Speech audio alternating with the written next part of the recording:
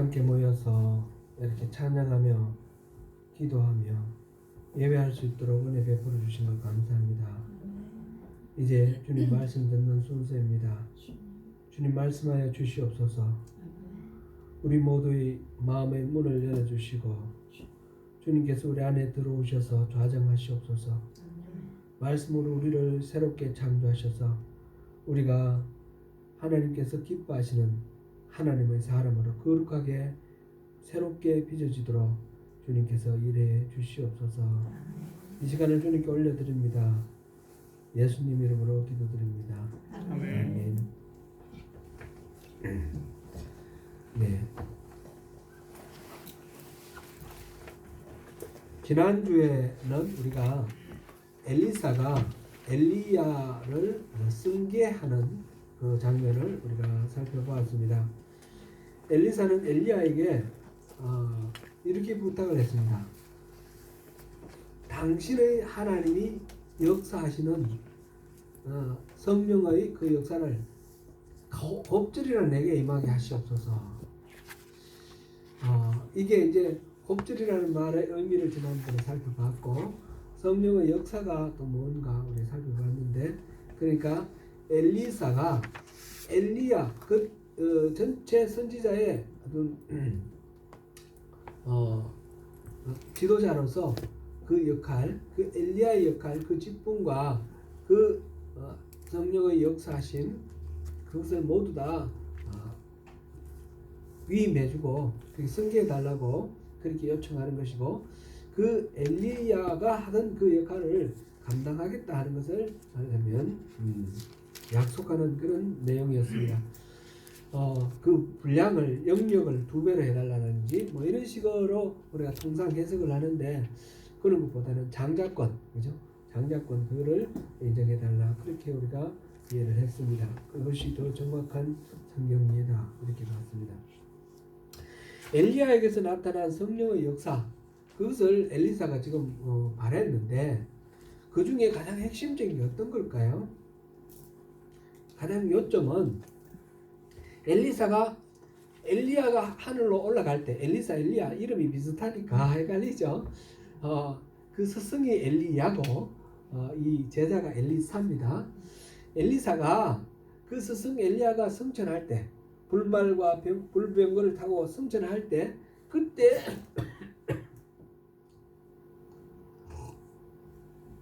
이 부르짖은 말이 있어요. 그 말이 열왕기하 2장 12절 말씀인데 우리 같이 한번 읽어보겠습니다. 같이 읽습니다. 시작. 엘리사가 보고 소리 지르되 내 아버지여 내 아버지여 이스라엘의 병거와 그 마병이여 하더니 다시 보이지 아니하느니라. 이에 엘리사가 자기의 옷을 잡아 들로 찢고. 아멘. 내 아버지여 내 아버지여, 이거는 이제 스승을 높여서 부르는 말이고요. 그 다음에 하는 말이 이스라엘의 병거와 그 마병이여, 그렇게 말했어요. 선지자를 이스라엘의 병거와 그 마병이여, 병거는 뭡니까? 오늘날로 치면 탱크입니다. 탱크, 그죠? 체리엇. 마병, 그 체리엇을 모으는 군사, 기마병. 이거를 지금 엘리야를 부르기를 그 병거와 마병이여 이렇게 불렀습니다. 그러니까 엘리야가 하는 사역이, 이 살아생전에 했던 그 모든 사역이 이스라엘이라는 나라를 지키는 군사력과 같은 그런 역할을 했다는 거죠. 군대가 지키던 이스라엘을 엘리야가 지켰다, 그렇게 고백하는 거예요. 그리고 그 엘리야가 지켰던 그 이스라엘을 내가 지키겠습니다, 나에게 그 힘을 달라, 그런 이야기입니다. 그 병거와 마병이라는 거, 그런 의미가 되는 거죠. 말하자면 신앙이 호국신앙입니다. 우리나라도 보면 불교가 들어오고 이렇게 호국신앙으로 이렇게 들어오지 않습니까? 나라를 지키기 위한, 그래서 신을 섬기는데, 지금 이 엘리야와 엘리사가 말할 때는 이 나라는 하나님이 지켜주셔야 된다, 그렇게 말하고, 하나님이 병거와 마병의 역할을 하는데 바로 선지자가 그 하나님의 그 하시는 일, 그것을 도우미의 역할을 하는 거죠. 도우미 역할. 그 역할을 하는 게 바로 선지자다. 그렇습니다. 그러니까 당신의 성령이 하는 그 역사의 곱줄을 나에게 달라, 이 말은 당신이 했던 이 조국을 지키고 보호하던 그 역할을 내가 감당하겠습니다. 그런 이야기가 되는 거죠. 엘리야가 하나님의 말씀대로 이 땅에 비가 내리지 않겠다 하고 왕에게 말했습니다. 그리고 3년 반이 지나고 또 막 하나님이 말씀하신 대로 가서 기도를 했더니 비가 내렸습니다. 이 비가 안 오고 가뭄이 되는 거나 비가 내리는 거나 다 이스라엘을 보호하기 위하신 하나님의 계획 아닙니까? 바알을 섬기는 선지자 450명하고 대결을 하는 것도 마찬가지입니다. 이스라엘이 우상을 숭배한다는 것은 이 나라가 멸망하는 것이기 때문에 우상 숭배하지 말라라고 외치는 것이 바로 이스라엘을 지키는 그런 일입니다. 나중에 이 아합 왕이 나봇의 포도원을 빼앗았습니다. 그랬을 때 이 엘리야가 가서 당신이 한 이 일 때문에 당신 완전히 집안이 멸망당할 거다. 네가 흘린 피를 개들이 핥을 거다. 그렇게 말을 합니다. 그런 저주의 말을 하는 이유는 뭡니까? 바로 그렇게 함으로써 이스라엘 왕과 이스라엘 백성이 하나님을 능멸하고 자기 욕망을 채우기 위해서 함부로 권력을 행사하는 그것을 꾸짖는 그런 말입니다. 이 아합 왕의 아들 아하시아가 사마리아에서 병이 들어가지고 낙상을 해서 다쳤는데, 병이 들어가지고 그 에그론의 바알세부 신에게 내가 살지 죽을지 물어보려고 심부름꾼을 보냈습니다. 그럴 때 엘리야가 이 나라에 하나님이 없어서 너 에그론의 바알세부에게 묻느냐, 그러면서 책망하십니다. 그러니까 심부름 가던 사람을 돌려보내면서 너는 이제 이 침상에서 일어나지 못하고 죽을 거다. 화가 나서 이 아하시아 왕이 엘리야를 잡으려고 군대를 파견을 하죠. 2번이나 보냈습니다. 그죠? 3번이나 50명씩 3번이나 보낸 두 번은 하늘에서 벼락이 떨어져서 다 죽었고, 3번째는 제발 목숨을 가볍게 여기지 말고 살려달라고 그래서 이제 함께 이제 왕에게 찾아가는 그런 이야기가 앞에 우리가 1장 2장에서 나와 있었습니다. 이런 모든 것들이 다 엘리야 선지자가 이스라엘을 보호하기 위해서 그 왕에게 우상숭배하지 말라고 꾸짖는 것이며, 그 백성들에게 하나님만 섬기라고 경고하는 그런 내용입니다. 그 역할, 이스라엘을 지키던 그 역할을 엘리사도 그대로 이어받습니다. 엘리사가 그 다음에 하는 역할들도 보면 모두 다 그 병거와 마병이여 이렇게 부르짖던 이스라엘을 지키는 그 힘의 근원이라고 말했던 그런 역할을 이 엘리사 선지자가 하게 됩니다. 이 제자 선지자 엘리사도 그렇게 하게 됩니다. 그러면 그런 것들이 어떤 것이 있는지 우리가 다 살펴볼 수는 없지만 대표적으로 이제 한두 가지만 보려고 합니다. 오늘 본문은 바로 그것입니다. 오늘 본문은 영적인 분별력을 어떻게 활용해서 이스라엘을 지키는가 하는 그런 것입니다. 우리 일상의 삶 속에서 이 시각의 차이, 관점의 차이가 여러 가지로 이 사람의 생각과 삶을 완전히 다르게 이렇게 바꾸기도 합니다. 보는 관점에 따라서 어떤 사람에게는 좋은 일이 어떤 사람에게는 나쁜 일이 될 수도 있고, 어떤 사람에게는 살리는 생명의 길이 됐는데 어떤 사람에게는 죽이는 길, 저주의 길이 될 수도 있는 것입니다. 관점을 어디에 두느냐, 그것이 생명과 같이 중요합니다. 그러한 것을 또 볼 수 있느냐 보지 못하느냐, 이 영적 분별력하고 연관지어서 함께 오늘 본문을 살펴보겠습니다. 우리의 눈에는 3가지 눈이 있습니다. 첫 번째 눈은 보이는 것만 보는 눈입니다. 지금 아랍과 이스라엘 사이가 적대국이 되어 있습니다. 끊임없이 전쟁을 치는데 아랍 왕이 이스라엘을 공격하기 위해서 기습적으로 여러 차례 군대를 보냈습니다. 그런데 습격을 시켰는데, 기습을 했는데 이스라엘이 갈 때마다 미리 딱 지키고 있는 거예요. 어디로 올지, 적이 어디로 올지 다 알고 있는 거예요. 아람은 공격할 때마다 실패를 합니다. 몰래 갑자기 전혀 예상하지 못한 길로 숨어서 돌아갔는데 그곳에 이스라엘 군대가 지키고 있다는 거죠. 그러니까 아람 왕이 혼자 생각을 했습니다. 아마 내가 이 공격 작전을 이렇게 같이 회의할 때 회의에 참석한 우리 신하들 중에 한 사람 틀림없이 간첩이 있다. 우리가 작전 회의하는 것을 적에게 알려주는 내통하는 간첩이 있다. 그놈을 잡아야겠다. 이런 생각을 했어요. 이 왕의 생각을 알고 어떤 한 신하가 이야기를 합니다. 임금님, 그게 아니고요. 우리가 여기서 하는 얘기는 그 이스라엘의 선지자 엘리사라는 사람이 있는데 다 듣고 있습니다. 우리가 무슨 말을 해도 다 듣고 있습니다. 침실에 누워서 하는 얘기까지 다 듣고 있습니다. 그랬더니 그래? 그럼 그 엘리사 그놈을 잡아와야 되겠군. 그래서 아람이 군대를 파견을 한 겁니다. 엘리사가 어딨냐? 그러니까 도단이라는 성읍에 있다. 그래서 밤에 기습적으로 군대를 동원해서 그 도단 성읍을 포위를 했습니다. 아침에 일어나서 이 엘리사의 그 사환이라고 했죠.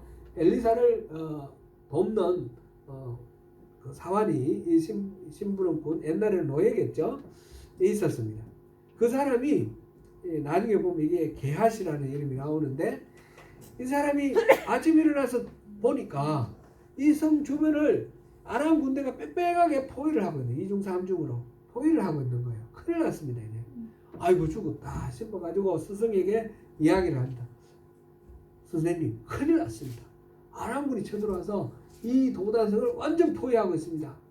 우리는 죽었습니다. 이걸 어떡할까요? 여기서는 뭐라고 표현했습니까? 내 주여, 우리가 어찌하리이까? 아주 점잖게 이렇게 기록을 해놨지만 실질적으로는 온갖 호들갑을 다 떨며 죽을 신용을 하면서 얘기를 했을 거 아니겠습니까? 이 사람, 이 엘리사의 사환은 어떤 눈을 가졌는가? 보이는 것만 보는 눈을 가졌습니다. 눈에 보이는 것은 바로 이 포위하고 도단성을 포위하고 있는 군사들입니다. 이 군사들, 이 사환이 보는 눈, 이 육안의 눈입니다. 우리 겉으로 나타나는 현상만 볼 수 있는 것입니다. 성경에는 이렇게 눈으로 보이는 것만 보다가 망한 사람, 실패한 사람들 이야기가 많이 나타나 있습니다. 대표적으로 출애굽 당시에 가나안을 정탐하러 보내기 위해서 가데스 바네아에서 12명의 그 정탐꾼을 선발해서 보냈습니다. 그 중에 10명과 2명이 의견이 달랐습니다. 실제로는 보고 온 내용, 객관적인 보고 온 그 팩트는 일치했습니다. 그곳에는 정말 젖과 꿀이 흐르는 땅이었습니다. 그러면서 그곳에 나는 소출 중에 하나 포도를 갖고 왔는데 포도가 너무 커서, 송기가 너무 커서 포도 송기에 막대기를 끼워서 앞뒤로 사람이 어깨에 메고 이렇게 왔습니다. 포도가 얼마나 큰지 그만 어마어마하게 농사가 잘 된다는 겁니다. 거기다가 또 석류라든지 또는 올리브라든지 여러 가지 과일들 이런 것을 갖고 왔어요. 가나안 땅은 소문 듣던 대로 젖과 꿀이 흐르는 땅이 맞습니다. 그런데 그 가나안 땅은 빈 땅이 아니고 사람들이 거주하더라는 거죠. 그래서 산 꼭대기 높은 곳에 성벽을 쌓아서 그 사람들이 지키고 있고, 그들은 또 무장을 잘 해서 이렇게 무기를 잘 갖추고 무장을 한 사람들이고, 또 이쪽 남부 쪽에는 아낙 자손이라고 해서 그 아낙 자손은 거인족입니다. 나중에 골리앗이 나오죠. 골리앗이 아낙 자손인데 키가 3m가 되는 거예요. 3m. 키가 2m 70, 2m 80 이렇게 됩니다. 그런 게 이 골리앗의 동생도 그렇고 그 사촌들도 그렇고 다 그 아낙 자손은 거인족입니다. 그런 족속이 있을 수 있죠. 예. 간혹가다가 뉴질랜드 제가 카운트다운이나 또는 패킨세이브 가니까 한 3m쯤 돼 보이는 그런 사람들이 이러고 다니는 사람들이 보이던데 키는 안 재봤지만 아무튼 그렇게 건장한 사람들이 그런 종족들이 살고 있으니까 이거는 빈자리가 아니고 우리가 들어가기 위해서는 분명히 전쟁을 치고 값을 치러야 된다. 이거는 객관적으로 팩트는 똑같습니다. 근데 10명은 갔다 와서 보고 하기를 눈에 보이는 대로만 보고 그 다음에 말하는 것이 저들 앞에 우리는 메뚜기 같다. 우리는 망했다. 우리 대표 뽑아서 다시 애국으로 돌아가서 노예생활하자. 이렇게 얘기를 합니다. 눈으로 보이는 것만 말하는 그런 경우이죠. 이게 민수기 13장에 나오는 이야기입니다.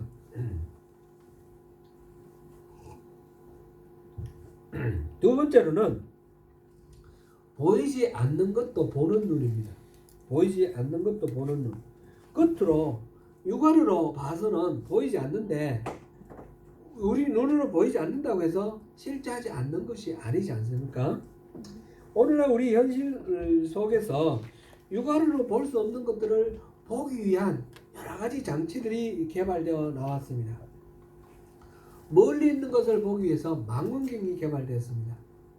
망원경이 어느 정도 성능이 개발됐냐 보니까 밤하늘의 별을 보는데 우리가 보면 그냥 깜빡깜빡하는 별인데 이 아득한 멀리 떨어지는 그 별이 보니까 은하계와 같은 거, 우리가 속한 태양계가 있는 은하계와 같은 그런 어마어마한 별 무리들이 작은 점 하나로 보이는 거예요. 그래서 그것을 보기 위한 이 망원경, 허블 망원경 이런 게 개발됐는데 이 지구 궤도 위에 띄워놓고 사진을 찍었는데 보니까 제일 멀리까지 본 것이 134억 광년 떨어진 곳이랍니다. 광년 아시죠? 빛이 초속 30만 킬로미터의 속도로 달리고 있는데 눈 깜빡할 사이에 지구를 7바퀴 반 도는 그런 속도인데 이 빨리 달리는 이 빛이 1년 동안 달리는 거리가 1광년이에요.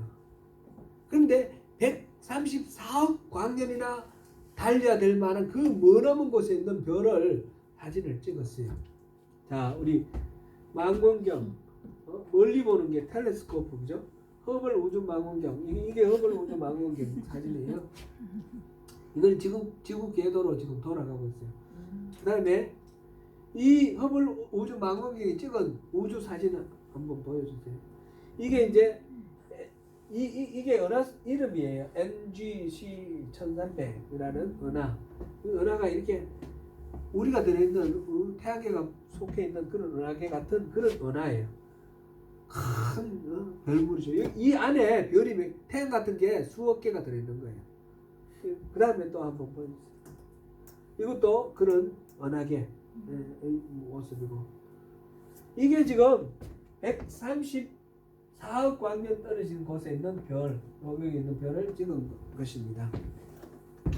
이만큼 멀리까지 볼 수 있는 도구를 우리가 인간이 개발했다는 거죠. 아직까지도 못 보는 그 많이 있죠. 그래서 계속해서 이 망원경의 성능을 높이기 위해서 연구하고 있습니다. 또 이렇게 멀리 볼 수 있는 도구도 있지만 아주 작은 것을 보기 위한 그런 도구도 있죠. 현미경, 작은 걸 들여다보는 현미경 이렇게 현미경이 있습니다. 이 현미경 요즘 유행하는 코로나 바이러스 이게 이제 코로나 바이러스예요. 코로나 바이러스. 그 다음에 또 하나 더. 이거는 사실상 사진은 아니에요. 이거는 모형을 만든 거예요. 사진은 아까 그게 사진이고 이런 식으로 생겼다라는 거죠. 이런 식으로 아주 작아서 눈으로 볼 수가 없고 현미경으로 아주 고도로 높여서만 볼 수 있는 그런 거죠. 제가 재미가 있어서 여러분들 재밌는지 어떤지 모르겠는데 제가 보니 너무 신기하고 너무나 재미가 있어서 이걸 또 사진을 갖고 왔습니다. 최근에 문화재의 내부를 들여다보는 CT 촬영한 걸 봤어요. 눈으로 보일 때는 아무것도 안 보이는데 이 내부로 보이는 거, 우리 몸 안에 있는 거 볼 수 있는 게 있죠. 엑스레이라든지 또는 CT라든지 MRI라든지 여러 가지가 있지 않습니까? 근데 그거 한번 보여주세요. 우리 문화재 내부를 들여다보는 거. 김하영 인물톡인데 요거는 한번 보겠습니다.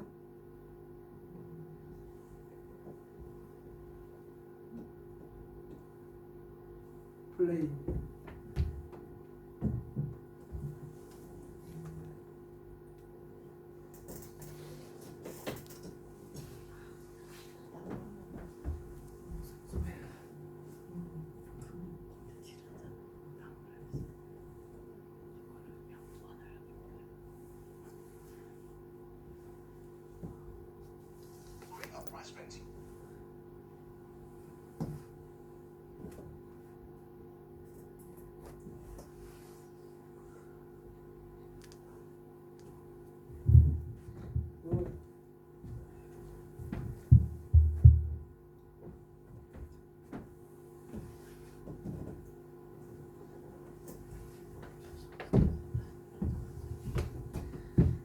가 가득 들어 있습니다.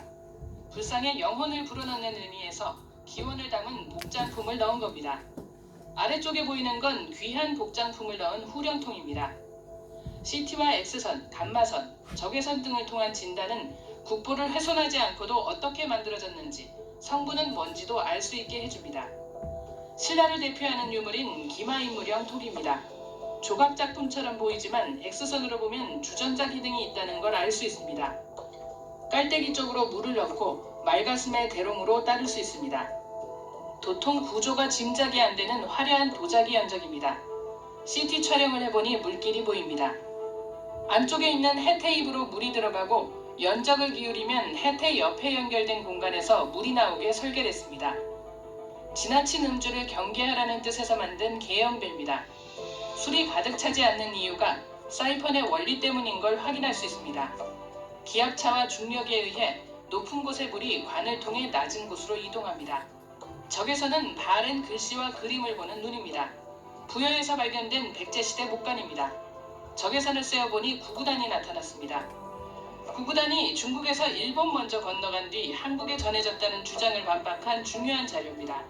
학생들이 학교에서 배운 어떤 이론적인 내용과 그거를 박물관에 있는 신기하지 않습니까?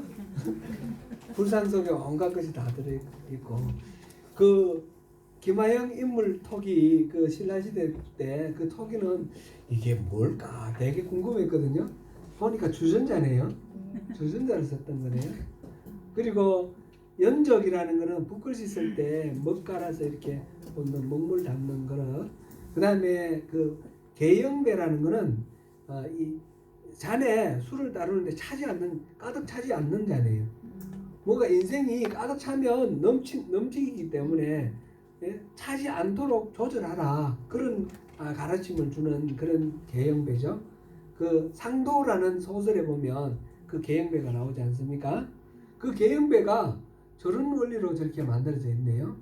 계영배가 저렇구나. 참 신기해서 제가 여러분께 소개했습니다. 이렇게 망원경이나 또는 현미경이나 엑스레이나 CT나 또는 MRI나 이렇게 눈에 보이지 않는 것을 볼 수 있는 여러 가지 도구들을 만들어냈지만 그래도 볼 수 없는 것이 있어요. 그게 영의 세계죠. 영의 세계. 영의 세계는 이런 물질적인 세계를 볼 수 있는 장치로는 볼 수가 없습니다. 그것은 영은 물질이 아니기 때문에 그렇습니다. 오늘 본문에서 사환이 자기 눈에 볼 수 있는 것만 볼 수 있었는데 이 엘리사가 기도를 했습니다. 눈을 떠서 보게 해 주십시오. 저 사람이 눈을 떠서 보게 해 주십시오. 그렇게 기도를 했더니 이 사환이 눈이 떠였습니다. 영안이 열렸다는 거죠. 영안이 열려가지고 그냥 육안으로는 보이지 않았던 것이 보였는데 불병거와 불말이 산에 가득 채워져 있습니다. 그래서 지금 엘리사는 그 천군 천사가 이렇게 둘러싸고 있으니까 이 아람 군사들이 아무리 많아도 절대로 자기는 위험하지 않다는 것을 알기 때문에 전혀 걱정하지 않고 있습니다. 게하시는 놀라서 막 호들갑을 떨고 큰일 났습니다 하지만 엘리사는 걱정 마라, 아무 일 없어 그러면서 안심을 시키고 그 사환의 눈을 뜨게 해줘서 그것을 보게 했습니다.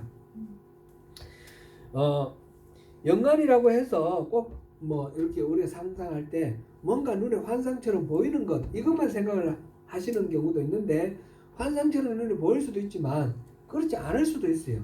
그렇지 않고도 우리가 보았다 이렇게 말할 수가 있습니다. 예를 들면 앞서서 우리가 봤던 그 가나안을 정탐한 12명의 정탐꾼 중에 10명은 눈에 보이는 것만 봤어요. 나머지 2명 여호수아와 갈렙은 눈에 보이지 않는 것을 보았습니다. 그는 환상으로 본 것이 아니고 마음으로 믿음으로 봤습니다. 하나님이 은혜를 주시면 하나님이 우리와 함께 하시면 하나님이 허락하시면 저들은 우리의 밥이다 이렇게 말합니다. 이거는 눈으로 뭐 환상을 봐서 본 것이 아니고 우리가 확실히 아는 것 믿음으로 아는 것 이거를 보았다라고 표현을 하는 겁니다. 그렇게 민수기 14장 6절부터 8절까지 우리 한번 읽어보겠습니다. 시작. 그 땅을 정탐한 자 중 눈의 아들 여호수아와 여분의 아들 갈렙이 자기들의 옷을 찢고 이스라엘 자손의 온 회중에게 말하이르되 우리가 요르단이며 정탐한 땅은 심히 아름다운 땅이라. 여호와께서 우리를 기뻐하시면 우리를 그 땅으로 인도하여 들이시고 그 땅을 우리에게 주시리라. 이는 마연 젖과 꿀이 흐르는 땅이니라. 그러면서 저들이 우리의 밥이다 그렇게 말을 합니다. 육안은 물질 현상밖에 볼 수 없지만 영안은 물질 현상 이상의 것을 볼 수가 있습니다. 세 번째로는 보이는 것도 보지 못하는 눈이 있습니다. 사환의 육안과 엘리사의 그 영안과는 또 다르게 아람 군사들의 눈이 있습니다. 이 눈은 특이하게도 눈에 뻔히 보이는 이 현상을 보고도 못 보는 것입니다. 본래 아람 군사들과 이 사환의 눈은 같죠. 눈에 보이는 대로만 보는 점에서 같았습니다. 그런데 엘리사가 기도하니까 이 사환의 눈은 떠여져서 영적인 눈이 열렸습니다. 반대로 이 아람 군사들은 눈을 이 엘리사가 기도하니까 보는 것도 못 보게 되었습니다. 그렇다고 해서 깜깜한 뭐 이렇게 맹인이 되었다 그런 것은 아닙니다. 보면 이리 따라오라 하면 따라오는 거 보면 눈으로 보이는 걸 다 본다는 거죠. 그런데 뭔가 이 덮어 씌워져서 이 사물을 판단할 수 있는 그런 그 눈이 분별력이 없어졌다라는 것이죠. 성경에서도 이렇게 보면서도 보지 못하는 것, 영적 장림, 영적 소경이라고 말할 수 있는 그런 이야기들이 많이 있습니다. 대표적으로 그 여호수아와 함께 가나안 땅에 들어갔을 때에 여리고를 멸망시키고 여리고 안에 있던 모든 것들은 그 모든 재물을 다 불태우라 그랬는데 그 하나님의 명령을 알고도 어떤 한 사람이 물질에 눈이 멀어서 그 보물에 눈이 멀어서 그것을 훔쳐서 감추었어요. 이 눈이 멀었다라는 말을 그렇게 표현을 하죠. 이게 욕심이 나서 그 다음에 모든 분별력을 잃어버린 겁니다. 이거 틀림없이 하나님의 명령을 어겼기 때문에 큰일이 날 거라는 것은 뻔한 생각, 누구라도 알 수 있는 건데 재물이 탐나니까 그 생각을 못하게 되는 거죠. 이게 영적 소경이 된 것입니다. 흔히 콩깍지가 씌었다 이런 말이 있죠. 남녀 간에 사랑에 빠지면 사랑에 눈이 멀면 상대의 그 단점 뭐 이런 거 장점 흠과 이런 모든 것들 볼 수 있는 그런 판단력을 잃어버립니다. 제가 CBS에서 낸시 랭의 신학 펀치라는 그런 프로그램이 있었어요. 지금 다 하는지 모르겠는데 제가 불신자의 입장에서 기독교에 대해서 궁금한 거 이런 거를 물어보고 전문가들이 나와서 신학자들이 나와서 그걸 쉽게 설명을 해주는 그런 프로그램이라서 굉장히 제가 재미있게 이렇게 봤습니다. 그 프로그램을 진행하던 사람이 낸시 랭이라는 팝 아티스트예요. 그 사람은 어떤 활동을 하는지 잘은 모르겠는데 거기서 봤는데 보니까 항상 고양이인가 뭔가 이렇게 어깨에 올려가지고 이러면서 하는 그런 뭐 이랬던가 그런 이상한 소리를 하면서 하는 그런 사람이 있어요. 맞나요? 혹시 아세요? 예. 그런데 이 내시랭이 어느 날 결혼한다고 뉴스에 떴어요. 뭐 이 사람도 결혼하는구나. 그런데 그 뉴스에 동시에 어떤 이야기가 나와 있느냐면 뉴스 내시랭이 왕진진이라는 사람하고 결혼한다 그렇게 나와 있는데 그 기사에 왕진진은 뭐 어떤 사건으로 이렇게 기소되었고 이렇게 유명한 사기꾼이라는 거예요. 이제 그러면서 그 밑에 이제 이 내시랭의 이야기가 들어있는 거예요. 그거는 다 오해다. 내가 보니까 이 사람은 너무너무 신실하다는 거예요. 그렇게 이 기사가 나왔어요. 이 내시랭이 결혼한다는 기사가. 그런데 얼마가 됐는지 모르겠어요. 2년 정도 됐나? 한 3년 됐나? 근데 이혼한다고 그게 뉴스가 나왔습니다. 근데 뉴스 제목이 이 타이틀이 나는 그때 사랑에 눈이 멀었어요. 이렇게 나왔어요. 낸시랭이 이 왕진진한테 눈이 멀어가지고 사랑에 눈이 멀어서 속았다는 거죠. 그래서 결혼생활 하는 동안 많은 재산을 남자에게 빼앗겼다. 그런 게 뉴스로 나와 있었습니다. 이런 일들 많이 있죠. 예, 많이 있습니다. 제가 옛날에 크라이처치 있을 때 만난 어떤 집사님이 남편을 막 욕을 하면서 남편하고 같이 못 살겠다는 거예요. 이제 헤어져야 되겠다 그런 얘기를 해요. 그래서 무슨 일이 있었습니까? 그랬더니 이 남편이 막 나가면 여자들한테 너무너무 친절하다는 거예요. 그래서 막 그러지 말라고 막 만류를 해도 해프고 친절하고 막 좋은 거 있으면 갖다 주고 막 그런데요. 그래서 속이 상해서 도저히 이 사람하고 못 살겠다. 그래서 이제 뭐 이런저런 얘기하다가 그 남편 처음 만날 때는 매력이 뭐였어요? 매력 포인트는 뭐였어요? 그랬더니 너무너무 친절했대요. 그 남편은 그때나 지금이나 친절하고 모든 사람에게 다 친절해요. 자기 아내에게도 친절하고 이웃집 아내에게도 친절하고 남자에게도 친절하고 여자에게도 친절하고 다 친절한 사람이에요. 근데 옛날에는 그게 장점이었는데 지금은 도저히 같이 살 수 없을 만큼 큰 지금 단점이 됐습니다. 20년 후면 우리가 지금 볼 수는 없지만 분명히 알 수 있는 그런 큰 일이 다가오고 있다. 어떤 전문가가 한 이야기를 제가 이렇게 들어보니까 너무 이게 참 큰일이라서 말씀을 이렇게 나눕니다. 20년 후면 온 세계가 식량 위기로 인해서 큰 난리를 겪게 되면서 인구의 뭐 60-70%가 죽을 거라는 겁니다. 20년이라는 건 멀지 않습니다. 그렇죠? 바로 코앞에 닥쳐와 있어요. 20년 후에 남극에 얼음이 녹아가지고 뭐 어디 뭐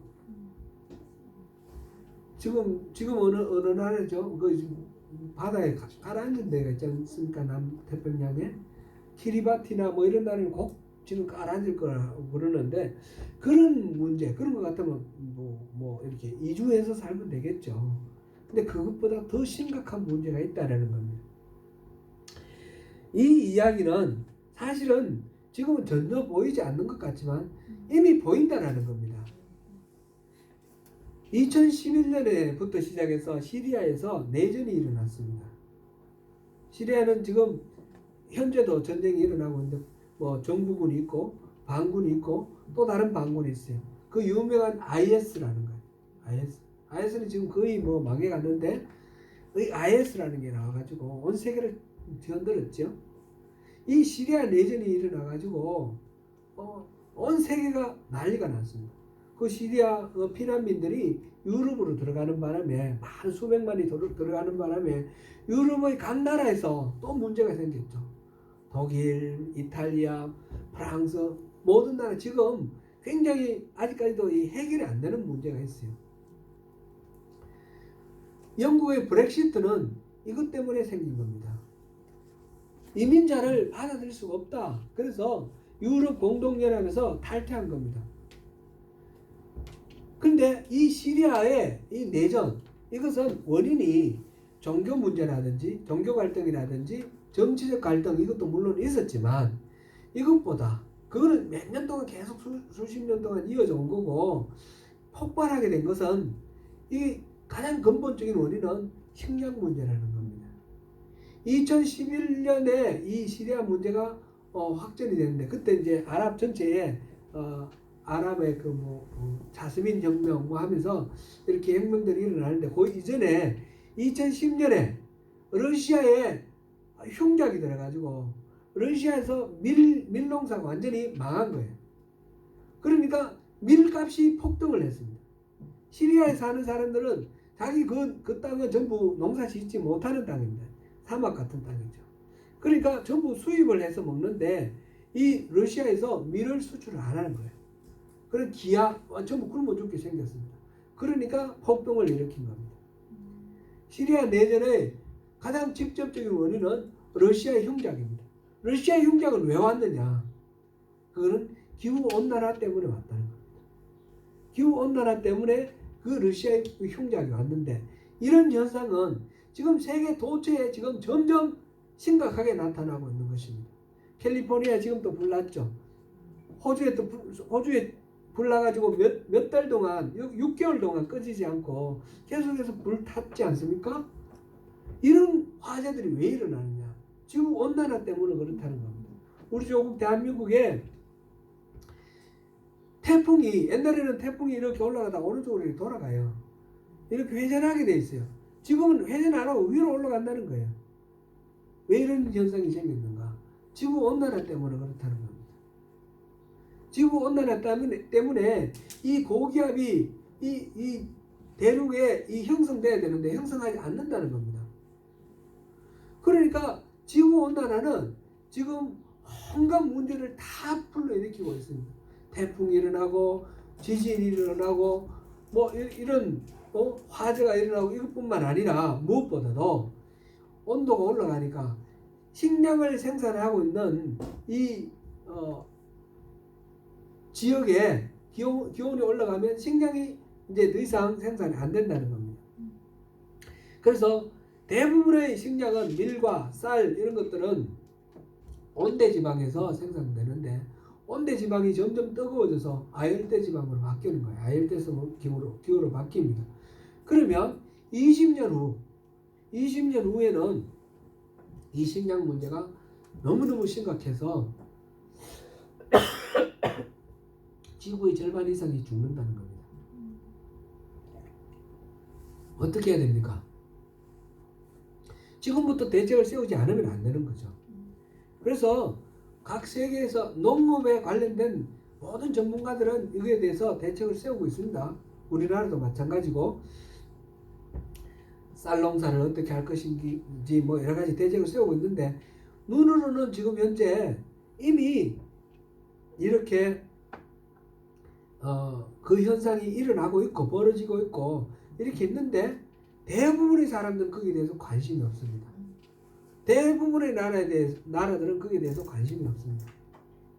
이 지구온난화의 가장 주 원흉이 뭡니까? 탄소 연료입니다. 탄소 연료. 그러면 자동차도 줄여야 되고 그 자동차도 이제 전기차로 바꿔야 되고 그 다음에 공장들도 이 기름 떼는 공장들 전부 바꿔야 되는 거예요. 그리고 이 탄소 그 연료로 발전하는 거 그런 거 다 없애야 되는 거예요.